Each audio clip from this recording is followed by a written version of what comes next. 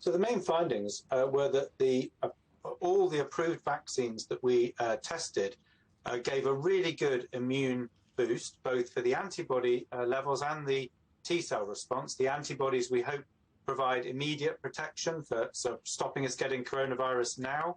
And the T cells are the part of the immune system we think provide longer term memory immunity that help us fight coronavirus as we come across in the future.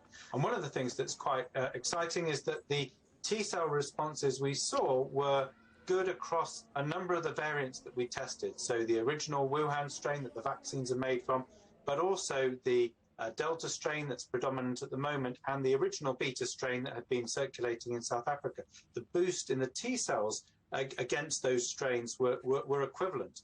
And so that gives us real hope that a third dose booster will actually protect people better against will actually protect people better now in the pandemic, but also be able to mean we stop hospitalization and death if there's any new variant coming along. Now, we haven't tested Omicron yet. The samples have gone to the lab for that testing, but we would be hopeful that a booster vaccine will give us broad protection against hospitalization and death. So what are the differences between the kinds of vaccines available and the level of immunity that a booster offers? Yeah, so different vaccines are using different technologies, and all of the vaccines that are currently approved gave a good boost, but some more than others. So the AstraZeneca and Janssen vaccines are viral vector vaccines, and we would expect their immunity to build up over time. So our first data set, which is at day 28, might not have reached their maximum yet, but they boosted well despite that. The RNA vaccines, where the antibody levels went up very, very quickly, look excellent and boosted to a very strong level. But all of those vaccines boosted the T cell responses for memory.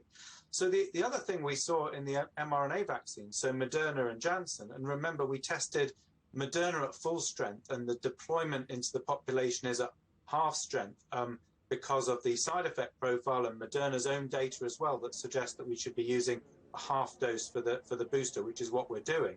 But when we tested the half dose Pfizer in the study, actually very similar levels, we saw very similar levels to the full dose Pfizer, a little bit less, but not dramatically so. This is really exciting because it could be that for the mRNA vaccines, we're going to be able to use less dose in future in order to immunize more people. So if you make a certain amount of vaccine and you don't have to use as much each time you give it, you can immunize more people, which is globally absolutely fantastic. And as a snapshot, that's a very exciting finding from the study. But overall, really great immune boosting from all of the approved vaccines. And what about the gap between doses? This study focused on a 3-month gap, which the UK government's now on board with. But what about the 6-month gap previously suggested? Will that mean it's less effective in that case? No, it may be the other way around, actually. Originally, the Joint Committee on Vaccination and Immunisation picked 6 months because what normally is the case is that when you give a third dose or more of vaccines, you're better off with a slightly longer gap for the immune response and then the memory that comes after it. But as you say, we did the study at 3 months because we had to get the results back by the end of August for the decision making for September. So we enrolled people in June who were only 3 months away from their second dose. So actually, as you've rightly said, the information from the study has led directly to this week's decision that it's safe to bring it shorter.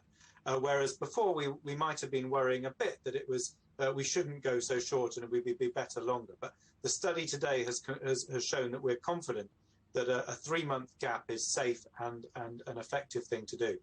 And do you think we're now stuck with having a booster every 3 or 6 months from now on to keep up immunity levels?